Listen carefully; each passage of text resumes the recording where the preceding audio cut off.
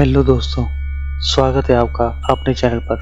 दोस्तों, कभी न कभी आपने अपने बड़ों से यह कहते जरूर सुना होगा कि हमारे वेद ग्रंथों में काफ़ी ज्ञान की बातें लिखी हैं। हमारे वेद ग्रंथ काफ़ी पुराने यानी प्राचीन तथा साथ ही साथ इन वेदों को पढ़ने से हमारे ज्ञान में वृद्धि होती है। ये कितना सच है और कितना झूठ, आज के वीडियो में हम यही जानने वाले हैं। सबसे पहले ये जानते हैं कि आखिर वेद शब्द कहाँ से लिया गया है और इसका क्या अर्थ होता है। दरअसल वेद शब्द हमारी प्राचीन भाषा संस्कृत से लिया गया है। इसी प्रकार इसका अर्थ होता है जानना। इसी प्रकार वेद का शाब्दिक अर्थ हुआ ज्ञान, यानी एक हिसाब से वेदों को ज्ञान की पुस्तकें ही माना जा सकता है तथा ये सारी पुस्तकें संस्कृत भाषा में ही लिखी गई हैं। वेदों को परम सत्य माना गया है। इन वेदों में लौकिक यानी सांसारिक और अलौकिक यानी दिव्य सभी विषयों का ज्ञान मौजूद। प्रत्येक वेद के 4 अंग माने गए हैं, जैसे वेद संहिता, ब्राह्मण ग्रंथ, आरण्यक तथा उपनिषद। हिंदू में 4 सबसे प्राचीन वेद ग्रंथ माने गए, जिसे महर्षि वेदव्यास द्वारा लिपिबद्ध किया गया है। जिसमें पहला ग्रंथ है ऋग्वेद। यह सबसे प्राचीन तथा प्रथम वेद ग्रंथ है।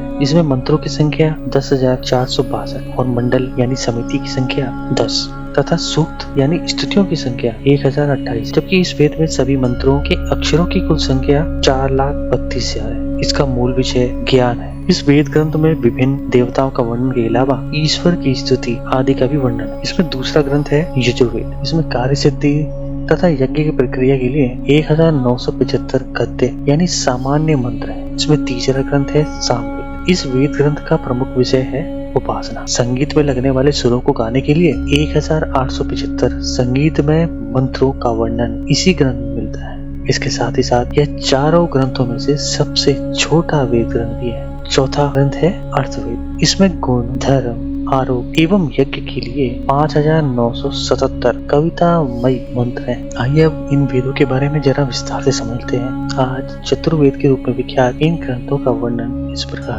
ऋग्वेद वेद को चारों वेदों में सबसे प्राचीन माना जाता है। इसको 2 भागों में बांटा गया है। प्रथम भाग 10 मंडल में विभाजित किया गया है और मंडलों को सूक्त में कुछ रचनाएं होती हैं। कुल रचनाओं की संख्या 10,647 है तथा दूसरे भाग में ऋग्वेद में 64 अध्याय हैं। 8 अध्यायों को मिलाकर अष्टक बनाया गया है। ऐसे कुल 8 अष्टक हैं। फिर प्रत्येक अध्याय को वर्गों में विभाजित किया गया है और इन वर्गों की संख्या अलग अलग अध्यायों में अलग अलग होती है। कुल वर्ग संख्या है 2024 तथा प्रत्येक वर्ग में कुछ मंत्र भी होते हैं। इसमें सृष्टि के अनेक रहस्यों का उल्लेख किया गया है। पहले इसकी 21 शाखाएं थी, परंतु वर्तमान में इसकी एक शाखा का ही प्रचार है। अब बात कर लेते हैं यजुर्वेद। इसमें गद्य और पद्य दोनों ही हैं। इसमें यज्ञ कर्म को ही प्रधानता दी गई है। प्राचीन काल में इसकी 101 शाखाएं थी, परंतु वर्तमान में केवल 5 शाखाएं ही हैं, जिनके नाम है काठक, कपिष्ठल, मैत्रायणी,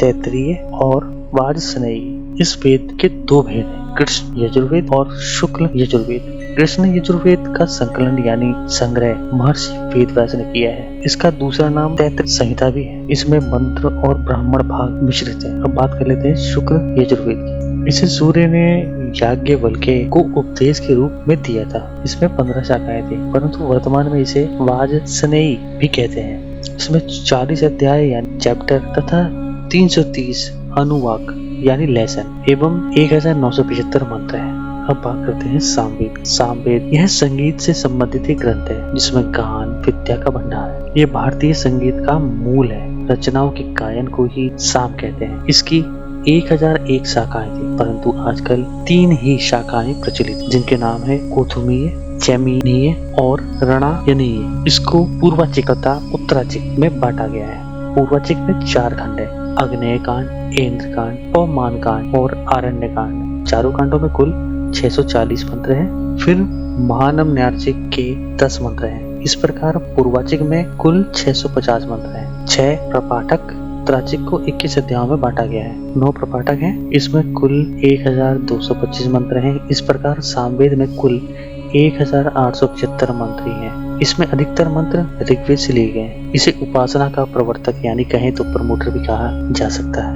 अब बात करते हैं अर्थवेद की। इसमें गणित, विज्ञान, आयुर्वेद, समाजशास्त्र, कृषि, विज्ञान आदि अनेक विषय वर्णित है। कुछ लोग इसमें मंत्र तंत्र को भी खोजते हैं। यह वेद जहाँ ब्रह्म ज्ञान का उपदेश कराता है, वहीं मोक्ष का उपाय भी बताता है। इसीलिए इसे ब्रह्म वेद भी कहते हैं। इसमें मुख्य रूप से अथर्वण और अंगिरस ऋषियों के मंत्र होने के कारण अथर्व अंगिरस भी कहते हैं। यह 20 कांडों में विभक्त यानी डिवाइड है। प्रत्येक कांड में कई सूत्र हैं और सूत्रों में मंत्र हैं। इस वेद में कुल 5977 मंत्र हैं। इसकी आजकल 2 शाखाएं शैरोनिक एवं पिपलाद ही उपलब्ध है। अर्थवेद के विद्वान को चारों वेदों का ज्ञाता माना जाता है। तो दोस्तों, इस वीडियो में मैंने चारों वेदों के बारे में विस्तार से बताया है। आज की वीडियो से हमें ये पता चलता है कि चारों वेदों को बनाने का उद्देश्य भी अलग अलग था, जो कि हर किसी वेद से एक अलग ज्ञान की प्राप्ति करवाता है। आज की वीडियो में बस इतना ही। मिलते हैं किसी और वीडियो